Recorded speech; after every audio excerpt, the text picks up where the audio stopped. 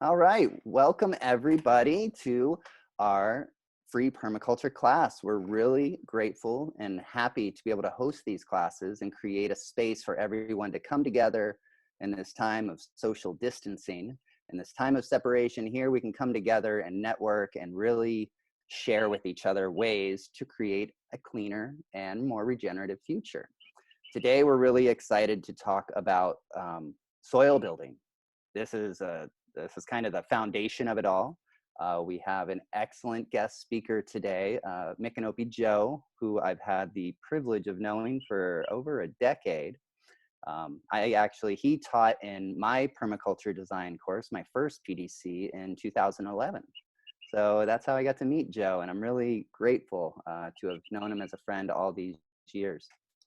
So we're here at Sustainable Kashi, where we are a demonstration permaculture site on an 80-acre intentional community.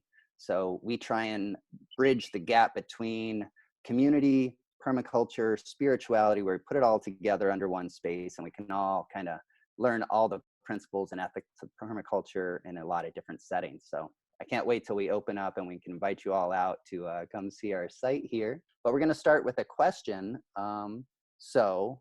Everybody can kind of get talking, because I know we've all been in little bubbles and it's nice to talk to humans.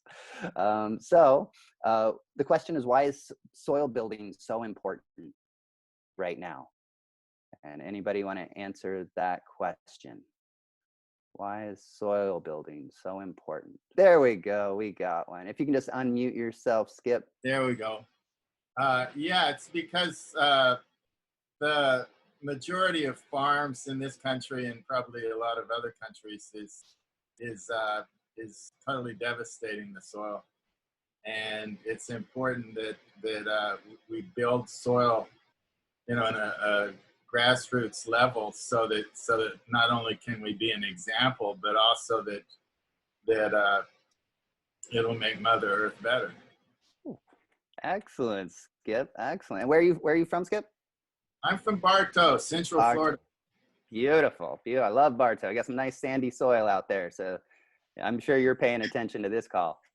Oh, absolutely. Yeah, very, very sandy. I've got 2 lots with the beginning of a food forest, so I'm very interested in what you have to say. Excellent. Welcome. Glad you're here. Anyone else? Why is soil building so important? There we go. Leslie.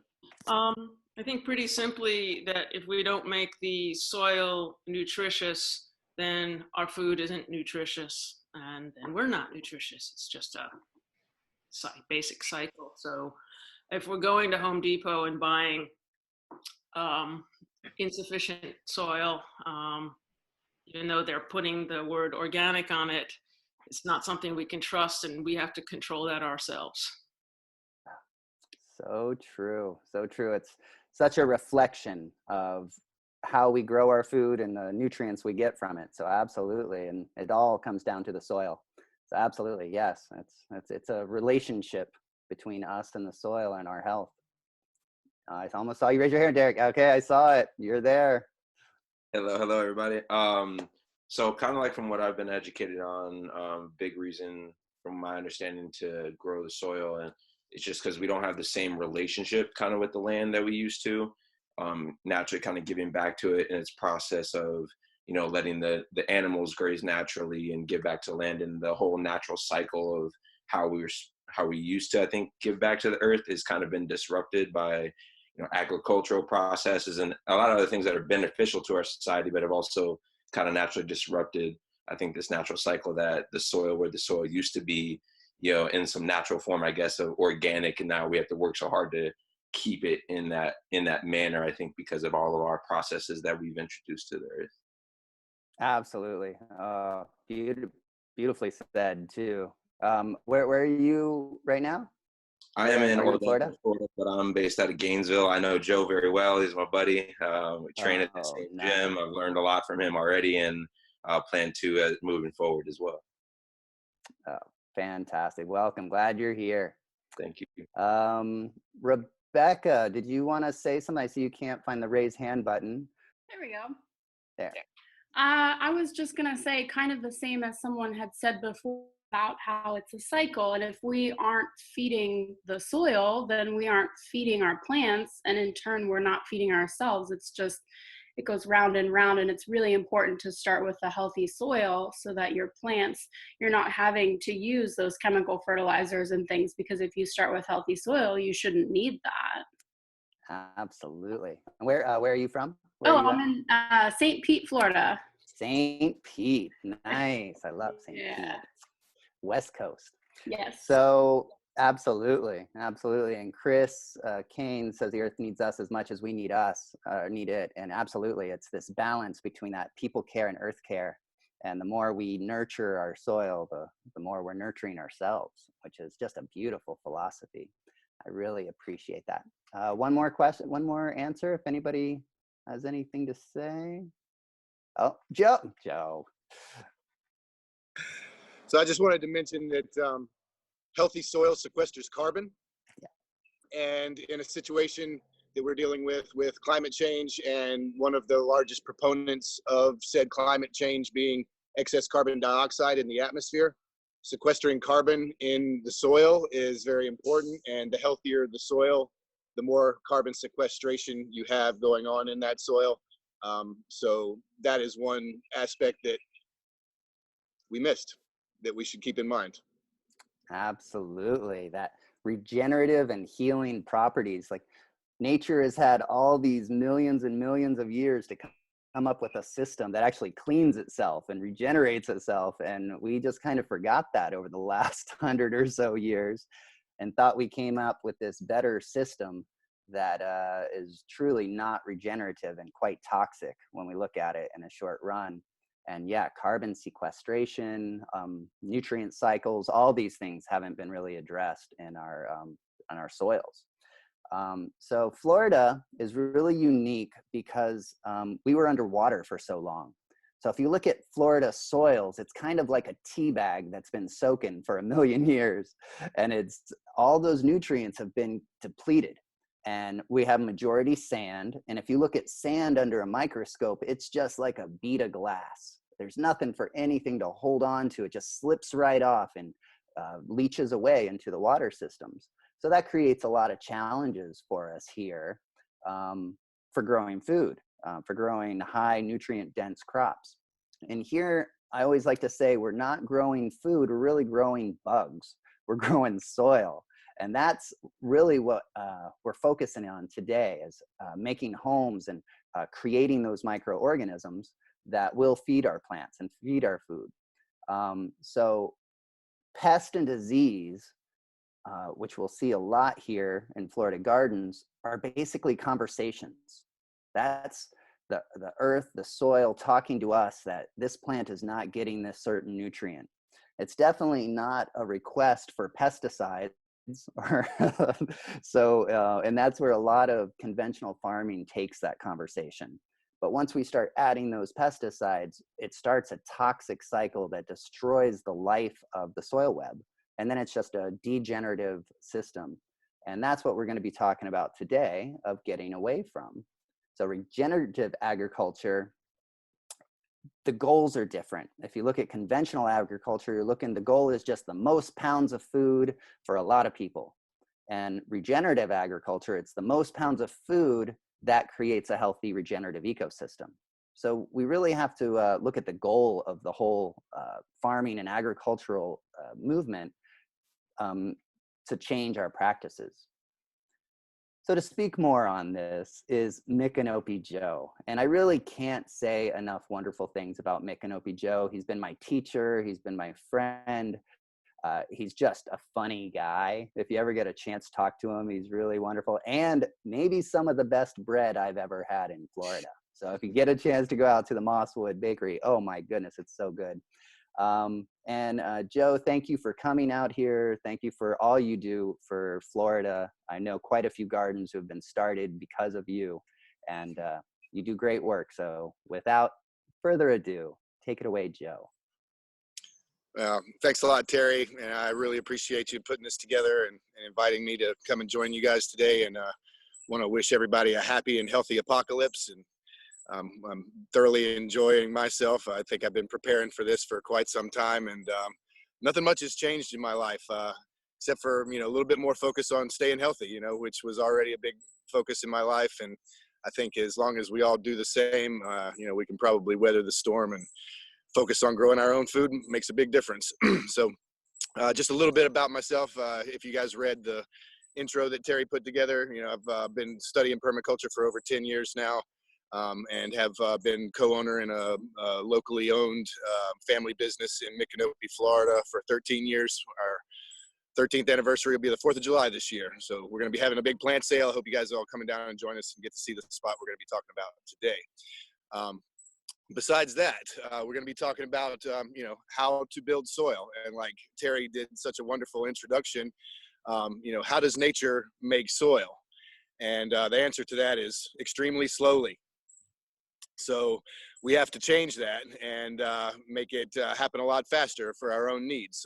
But that process I'd like to talk about a little bit before we get into how we do it, how nature does it. And that's basically the layering of materials over thousands of years, biomass, organic materials, in cooperation with moisture, biology, and decomposition takes place when all three of those things come together properly. You can't have decomposition without water. You can't have decomposition without fungus. You can't have decomposition without vertebrates and invertebrates. If you think about the ladder of breakdown, say you have a tree that dies, one of the first things that's going to start decomping that tree is a woodpecker. And then that woodpecker is going for bugs that are also working on that tree. Those bugs are also going for fungus that is working on that tree. So we have this symphony of decompositional biology that is going on that takes, like we said, an extremely long time.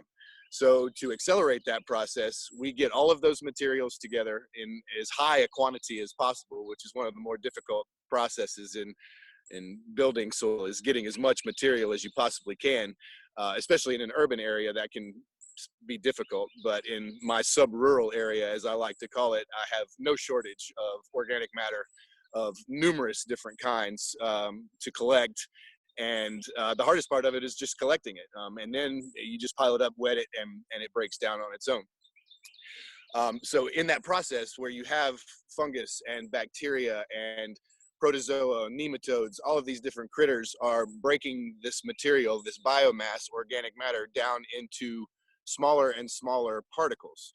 Once those particles are small enough, they're able to be absorbed by the plant roots. And it's basically that simple. It takes them being broken down into a microscopic size for them to be absorbable through the plant roots. Water is one of the best erosive materials for doing that process. Every time you water any soil, some nutrients are collected in that water and are delivered to the plant roots that are in that soil. So water-soluble nutrients are the most important food for plants. They are not necessarily the most important for building soil, healthy soils.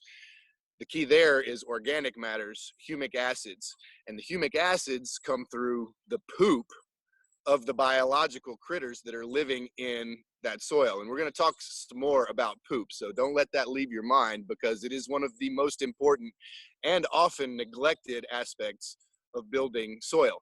One of the reasons it's the most important is because it is free. Another reason it's important is because otherwise we throw it away and have large amounts of environmental degradation that occur because of the way we handle and dispose of our poop and pee. So we'll cover that a little bit more later, but all critters poop, and all of their poop is important to building healthy soil and feeding plants. So how do we do it more quickly? Like I said, we collect the materials as much as we can in the largest volumes that we can, because once they break down, they are not those large volumes that we originally collected.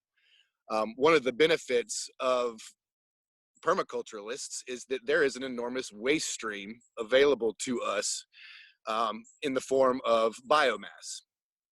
One of my favorites is bags of leaves that are neatly stacked on the side of the road seasonally, in fall and spring, normally there are large amounts of mostly oak leaves, but all kinds of leaves and branches and twigs and biomass that is disposed of and piled up on the side of the road, taken to the collection center, decomposed, and then redistributed to the populace.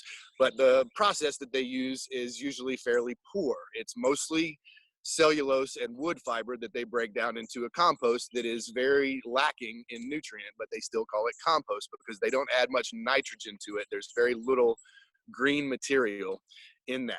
So when you're trying to make a healthy compost ratio, you usually go for about 50-50 greens to browns. And greens would be considered nitrogenous materials, fresh leaves, green grass clippings, and almost all manures are considered nitrogenous materials. Then you have your browns, which are dry cellulose fiber, leaves, wood chips, things like that, sawdust, whatnot. Those in combination with water at about 50% greens, 50% browns, moistened, can compost over a period of 3-4 months, 6 months sometimes. With our temperatures in Florida, you turn it a few times and you can create a good compost. Personally, I don't really go through that much labor in making my own compost. I do it a little bit more like nature would do it, by layering those materials, sometimes mixing those materials in the layers that I build. I just build 4 inches 2 to 3 times a year, whereas nature might build a 1/2 inch a year of litter debris on the floor of, say, a forest, or dead dying grass in a field. Those things are going to build the soil. Dying roots, like Terry said earlier, in the soil from harvested or dead plants, decay. They become humic acids that feed the soils. So those things create structure in the soil. All of the biology, all of the vertebrates and invertebrates in your soil are going to fluff, aerate, and decompose the biology, the organic matter in those soils, making them water soluble for absorption through plant roots. So I'm just going to look at my notes here, make sure I don't skip anything. But basically, when you're talking about building soil, anything biodegradable is something that will benefit the soil long term. Lots of different methods for concentrating these nutrients. Obviously, compost piles are very common. Worm bins are one of my favorites because the worms do most of the work. You don't have to turn it. If a worm bin is built properly, and if we have enough time at the end of the talk today, we'll walk through the yard here and I'll show you a worm bin. Worm bins, when built properly, have an effluent collection where you have a liquid fertilizer that has no seeds in it, that is very enzymatically active, has lots of biology in it. It is very mellow as far as NPK. It doesn't have a lot of nitrogen. It doesn't have a lot of phosphorus or potassium as far as fertilizer nutrients are concerned, but we're not so much focusing on NPK today as we are about building healthy soil. And those two things are kind of separate. When you're talking about focusing on NPK, you're talking about putting fertilizer in sand to grow plants. We're not doing that. We're turning sand into healthy soil through accelerated biological processes mimicking nature. Nature does not create salt-bound, water-soluble fertilizers like Miracle-Gro and Scott's Turf Builder. We are using worm poo and pee in liquid form and breaking down plants that we can grow in biomass in large amounts and then break those down in water, and those become more readily available nutrients for soil. A few of those plants in particular that I'm really excited about using these days are Tithonia diversiflora, or Perennial Sunflower. That one is said to have the concentration of nutrients equivalent to chicken manure. So somewhere around 333 if you're talking about NPK. Pound for pound, they say it is as potent as chicken manure when the composted leaves are applied to the soil.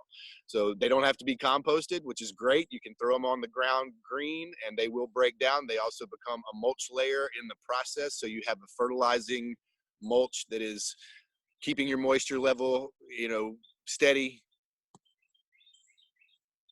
Still there? Wow, this thing's draining my battery fast. So I got 20% left, so I'll see how far I can make it on that. So I'll try and run through it a little bit faster. So again, poop is extremely important. Poop has already been broken down through digestive actions. There is words that I've read that say that earthworm poop is more potent than the food that went into the earthworm, meaning that somehow they miraculously make a stronger nutrient in their digestive system than what they actually absorbed in the first place. So it is extremely potent stuff. Chicken poop, obviously, all of the animals that we keep in livestock are great for creating manure streams that are excellent for building soils. My favorite one of all, as far as animals are concerned, that you can build a house for that will create a nutrient stream for you, are bats. Bats are the only ones that we can build a house for that will give us manure and a high quality fertilizer without having to feed them. I cannot express this enough. You build a bat house and you have fertilizer for life, for no feed costs, because they feed themselves. They go out into the vicinity and they also do a large amount of pest control. There's some great videos online about DIY bat house building. They are also endangered. The Mexican free-tailed bats that we have in Florida need housing. They need healthy places to live. So building bat houses is a great way to collect healthy fertilizer for free. Beyond that, you want to talk about accelerating the biology in the soil. So we kind of covered the nutrients in the soil with compost, earthworms, chicken manures, such as this. You want to look at the microbiology in your soil. So there's a lot of talk about probiotics for human digestion these days. That is a analogy, and I don't want to use the word analogy. It's not the word I'm looking for. There's a correlation between the digestive system of a human and the digestive system of the planet Earth. It needs biology just like we need biology. So biological inoculants for your soil are a really great way to accelerate the processes that we're talking about. So look up Korean natural farming. Look up indigenous microbial inoculation and harvesting. Look up EM1, efficient microbes. All of these things are naturally occurring and laboratory created combinations of bacteria, fungi, yeast that accelerate the breakdown of nutrients and assimilate these nutrients and make them readily available for plants to absorb. I can't stress that particular part enough. You can put all the organic matter in the soil that you want. There will be some indigenous microbes in there, but to keep those numbers high, to keep that ratio or that transition of biological material, organic matter into microscopic nutrients that are available and absorbable by the plant roots is extremely important. These microbes, fungus, and protozoa in your little bacterias, they fluff your soil. They dig down into the soil, they aerate the soil, and they create what we call tilth. Tilth makes it available or accessible to roots to get deeper, for moisture to get deeper, and nutrients to get deeper. The fungal webs grow much more effectively when that tilth is there, and those fungal webs deliver moisture, nutrients, sugars. They communicate with the plant roots. They respond when plants are sick. They let other plants in the vicinity know when there are pests on plants, and so they can boost their immune systems in response to that. Things like this are extremely important in maintaining healthy soils. One thing I have been told when I recommended these biological inoculants was that my biomass breaks down too fast. And I said, well, maybe you have a shortage of biomass. Just bring in more. Or maybe you have reached a tipping point where you have all the bacteria and all of the microbes that you need in your system, and you found a balance. So continue at that state. Are you getting the produce out of your system that you think is conducive to the amount of biomass that you're putting into your system? One of the dreams that I have is creating a farm that has all of the inputs that you need created on the farm. So all you do is export produce. It's kind of like 0-point energy. Physicists say that's not possible. I disagree. I think that if you know the numbers of plants that you're growing, how much they can produce, what they need to produce, what you want them to produce, there is an equation that you can find. I need this much bat guano. I need this much Tithonia diversiflora. I need this much chicken manure on my property, being created by my property to sustain my property. You can grow all your chicken food. It's hard, but that is another way to get out of the import loop. So you don't have to pay for chicken feed. I am currently working on a method to feed my chickens without having to buy chicken feed. If I can do that, I have unlimited fertilizer and unlimited food from those critters, as well as all of the pest control that they do, all of the soil prep that they do. All of those things go a long way. So we're trying to make this as inexpensive as possible and as easy as possible, all at the same time. How are we on time? You're doing wonderful. We'll go till you run out of power. Okay. All right. So another big aspect, obviously, to creating healthy soil is moisture. Like I mentioned earlier, you got to have moisture in your system. Terry had posed the trivia question early on, where is the healthiest soil on a conventional farm? And I was kicking it around in my head and I was losing the conventional part. But the fence line is obvious because they don't fill that area. They don't cultivate that area, but so that area stays untouched. But it also is a collection for nutrients because birds perch there, they poop there. You'll often see lots of different kinds of trees and plants also pop up along those fence lines. Elderberry you see very often on your fence lines because birds poop there. So they're also concentrating nutrient along that fence line. But in nature, where is the most nutrient soil normally found? And this is a question I like to pose in my permaculture classes. In nature, in the normal landscape, where is the most healthy soil naturally found? And that's in a river valley. And why is it in a river valley? Because water flows downhill. And as water flows downhill, it collects nutrients, it decomposes the materials that it's flowing over, and all of the light material that is on the ground that is being carried along by the river ends up, or by the water, by the rain, ends up in the riverbed. When the river floods, it distributes that material across the riverbanks, and then when the flood goes down, you have healthy flood soil, much like what you would have found in Egypt, in the Nile Delta, what you find in the Mississippi Delta here in the States. Is water is the most focal point for nutrient distribution in the natural landscape. So we try and replicate that as well in our gardens by creating valleys in the form of swales. It could be as small as a 6-inch wide trench that carries water zigzagging through your garden. It is going to be a place where nutrients and moisture collect and concentrate. So the more you can build those types of systems, the more nutrient catchments you're going to have. And they could be as simple as a depression in the ground. A good model for that is a banana circle, where you dig a pit and you start throwing material in that pit and you divert some sort of water into that pit, and you have a nutrient collection area in the center of your circle of bananas where you need it. So you can build raised beds, and they can be straight line raised beds, they can be curved raised beds, they can be circular raised beds, they can be any shape they want.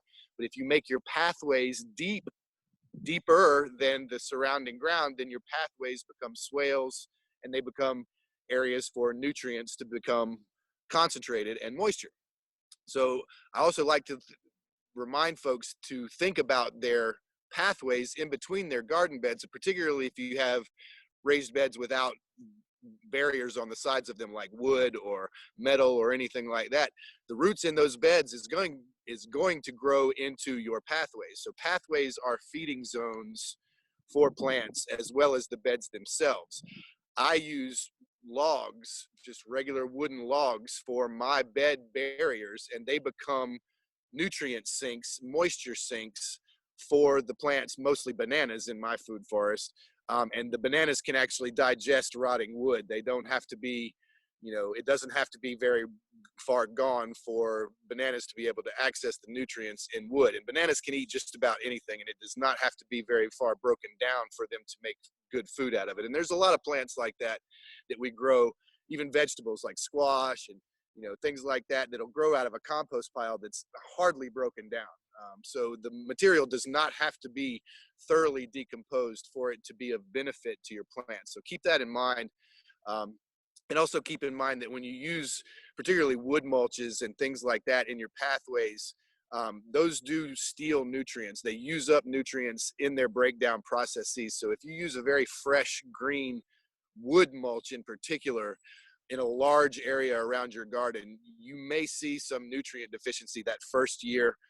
So you might want to think about using some sort of a nitrogen to balance that out, some sort of a microbial inoculant to accelerate the breakdown, so that the period of time that wood mulch is breaking down and taking nitrogen in particular away from your soil is reduced.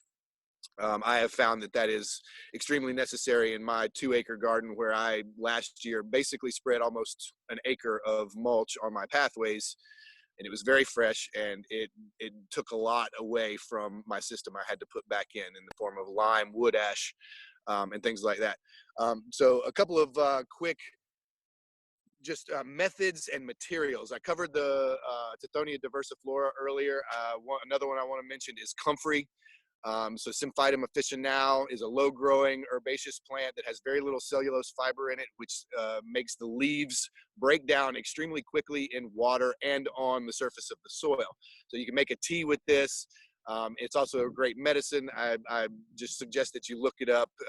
It doesn't grow great in Florida unless it's really, really happy in the shade, stays moist, things like that. But it's a great companion plant under different fruit trees and things like that, and it does make a very nutritious tea that's extremely easy to make. Within 24 hours, the leaves dissolve in water and become a green liquid fertilizer.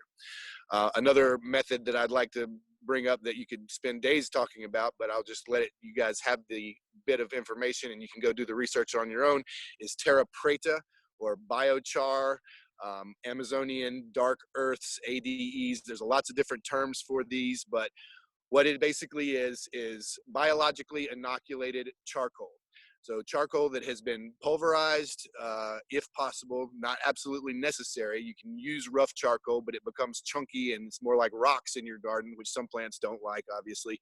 So pulverized charcoal that has been inoculated with some sort of a biological. It can be tea, compost tea, it can be a pea, it can be, earthworm tea, it can be anything that has nutrient in it, because charcoal on its own is sterile. So you have to absorb some sort of nutrient into that material to make it beneficial to the soil. But what it does is it adds structure, holds moisture, and sequesters carbon, because charcoal is mineralized carbon that will never become, or at least takes millions of years to turn into carbon dioxide. So the idea is that the more biological material we turn into charcoal, the more carbon sequestration we have when it's buried in the soil. So look up terra preta, biochar, South American, Amazonian dark earths. Got a lot of information in there, and it's a really, really great way to turn otherwise waste materials into a long-term soil building material, excuse me, that replaces things like peat moss, perlite, and vermiculite, which are all fairly environmentally devastating to use and are not sustainable in the long run. Fish water, I'd like to cover that one a little bit. Obviously, everybody knows or has heard about probably aquaponics, which is the process of using water as the fertilizer delivery system. There, I'm still here. Fertilizer delivery system for plants. So if you have a pond and you put some fish in it, you can scoop that water out of the pond and you can water your plants with it directly. It is going to be much more nutrient dense than well water would be, especially city tap water would be. It's been chlorinated. It is literally been chlorinated to the point where there is no biological life in it. So you would like to add biological life to your soil. So wild water is going to be better than house water or groundwater as far as nutrients are concerned. And of course, you can set up an aquaponic system to where that is one of your main fertilizer sources for your plants. And I have had friends who actually do that, where the plants are in the ground and they pump water out of a fish pond and irrigate their farm with that water, and their fertilizer uses are greatly reduced, and the cleanliness of the water that the fish are living in is cycled through and replenished on a regular basis. So there's lots of different ways to use fish water and wild water that are not necessary to have electronic pumps and all of the plastic and all of that stuff that's involved in that. I also like to mention biodynamic farming. For folks that are interested in a little more on the cosmic energy end of soil building, which I totally take stock in. I believe that there is energy in everything and that it's affecting everything at all times, us, soil, everything included. So biodynamic farming was, I believe, originally coined by Rudolf Steiner and in the 30s. And he did a series of seances where he connected with the outer realms and came back with information on how to properly grow food using those energies, as well as microbial and mineral mixes where you make your own composts and you treat it with your own energies, and do it during certain times of the year, during times of the moon cycles and things like that. So if that floats your boat, totally recommend looking into that. I have seen some extremely successful biodynamic farms that just have some of the most incredible produce and soil that you will ever see. So I highly recommend looking into all of these different aspects of soil building, because you could spend your life learning how to properly build healthy soil. It is definitely a never-ending learning process. I'd like to mention a couple of books while I got a few more minutes. These were books that were on my shelves when I went to give a list of books. I was like, what's on my shelf that is appropriate for the topic that we're talking about today?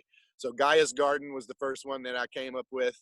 Great book on permaculture, soil building, wonderful information in there. Love Toby Hemingway when he was still alive. Teaming with Microbes is another one. When we're talking about biology, we're talking about, soil biology and probiotics for the soil. Teaming with Microbes is a great one. The Soul of the Soil is another. The Humanure Handbook is a great one. The Biochar Solution is a book by Albert Bates, who lives on the farm in Tennessee, and he has been studying biochar for decades and is probably one of the foremost experts in the country that I know of on that particular subject. An Earth-Saving Revolution is a book about the EM1 that I mentioned earlier. Efficient Microbes is a Japanese scientist that created a laboratory combination of probiotics for the soil. It's a great product. It's not cheap, but if you know how to use it, you can make your own indefinitely. It's like a kombucha, SCOBY mother, something to that effect. Sol Viva is another great book that's got a lot of information on how to do mostly indoor greenhouse growing, but it has a lot of information on good soil building techniques, using animals for heat and compost and things like that. The New Organic Grower, Elliot Coleman, is from Maine. He's been doing organic produce for generations, and he has some great methods on how to do large acre soil preparation for mostly annual produce. And then Worms Eat My Garbage is a really great, simple book on how to utilize vermiculture or earthworms to convert kitchen scraps, even paper waste, basically anything that is decomposable, worms will eat, and that's roadkill. And if you do it right, you can basically get rid of just about anything and turn it into good fertilizer, liquid fertilizer, and good earth fertilizer, as well as chicken food. One of the things that I've recently found at my worm bins, they harbor every kind of critter under the sun as far as bugs are concerned. There's roaches, there's meal bugs, there's pill bugs, there's earwigs. Everything that lives in there is chicken food. So occasionally recently I put my earthworm bin into my chicken coop, put a lid on it, and occasionally I can open the lid and let them graze on the best food for chickens: grubs and greens, not grains. So they have basically a buffet of whatever they want, and that's including the chicken scraps and the worms or the kitchen scraps. and the worms and everything else that's in there. I just take them out of there before they eat all the worms and let the worm population come back, and then I can open it up a couple of weeks later. Bugs go in and out of there without the chickens being able to get into it, so they hang out around the outside of the box and wait for the critters to crawl out, and there's an endless supply of food right there. And if you can create an endless supply of food for your chickens, you have an endless supply of soil building material. So all of those things go really well into a systems kind of based scenario on how to build soil as effectively as possible. So we got time to walk around. Can I post the book list? Yeah, I will post the book list. Sure. Yeah, we're almost out of time. Okay. How long will it take to walk around? Just a few minutes. I can walk straight back to the worm bin and we'll just look at that real quick. Excellent. Let's do it. I want to see what you're doing. And Okay. then we can kind of do the two things at one time. So while you're walking, I can say, thank you, Joe. You're amazing. Okay. Thank you so much. Can you kind of tell us where to find you and some links or some, what's the best way to get in touch with you? Yeah, sure. Yeah.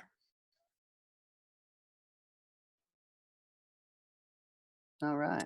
Micanopy Fl, Mosswood Farm Store is my business, and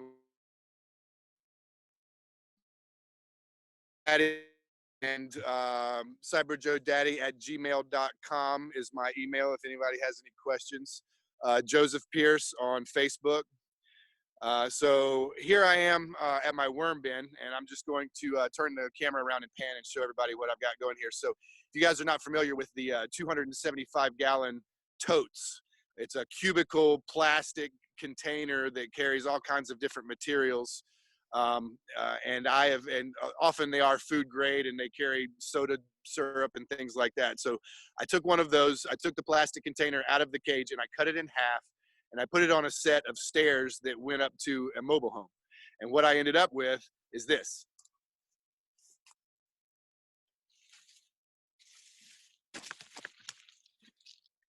There's your worms.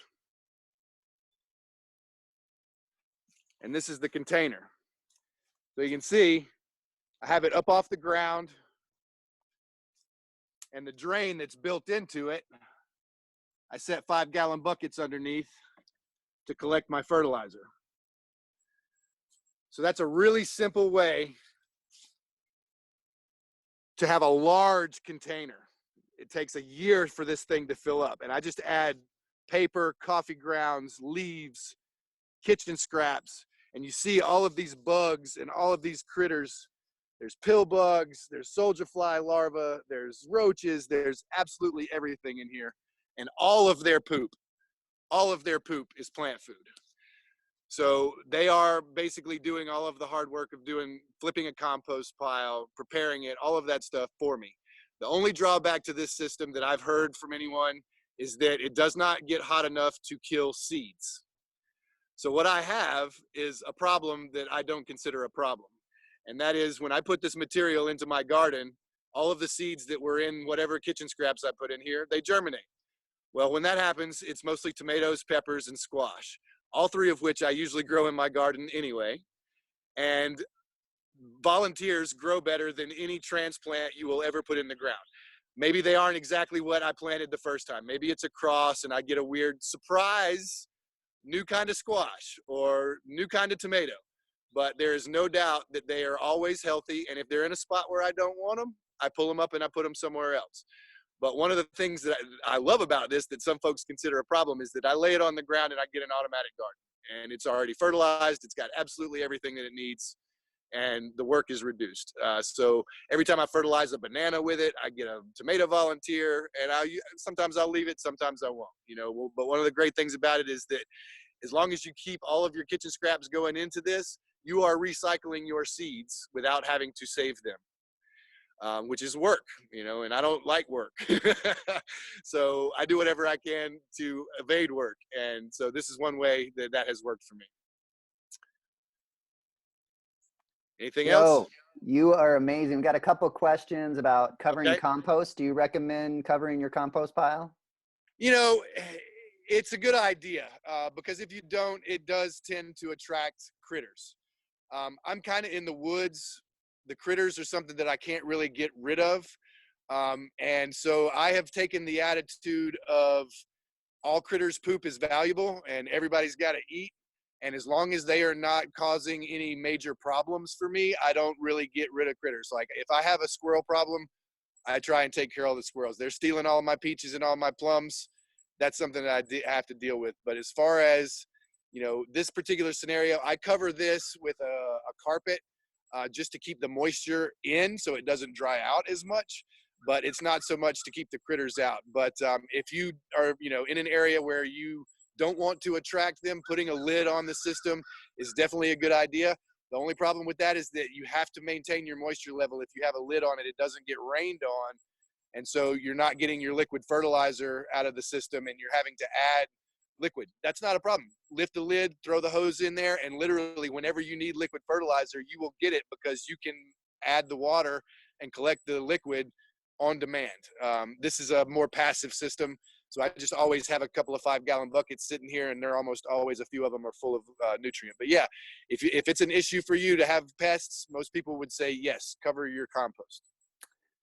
Joe, you are a wealth of knowledge. You said you were going to run out of power, but in the years I've known you, I've never seen you run out of power. So you are. Yeah, well, I had my coffee this morning.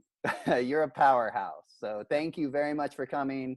We're all going to head to the Facebook community page, and that would be a great place to answer questions. I know you had some questions on hugelkultur mounds, and a lot of people are interested in the rocket stoves. So that might be a great place to jump over there and maybe talk to people online. And okay.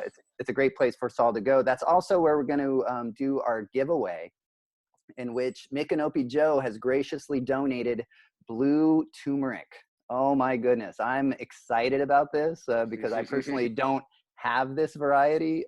So you definitely want to go over to the Facebook page and answer the question, because you want this this blue turmeric that he's going to mail out to somebody that he picks from someone who answers the question of what are you doing to build your soil at your property? So that's the question, and that'll all be posted on the Facebook community page. It's a Sustainable Kashi Facebook community. I really want to thank everybody that puts this together. Amy Zelt is our production manager. She's the one that's making all the magic happen that I can't do. So thank you, Amy. It's wonderful. We couldn't do this without you. If you feel like donating any money to what we're doing, feel free to either PayPal us at sustainablekashi@gmail. That keeps everything rolling for us, helps us do this. Or there's a link that she'll post to figure out how to donate to us. So finally, we're just talking about regenerative agriculture. This is talking about building the earth, and the earth is speaking to us. And this time in disease, and this time of this pandemic, this isolation, the earth is having a conversation with us, and it's really up to us to listen. Joe had talked about building closed loop systems and building our own fertility. And now that is a wonderful conversation for us all to have. How can we create our own fertility instead of just taking it from other places?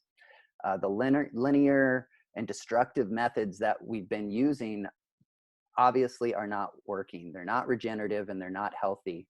So as we learn to build the health of our soil, we get resilience for our communities and for each other, so that we can all grow and thrive together using regenerative practices.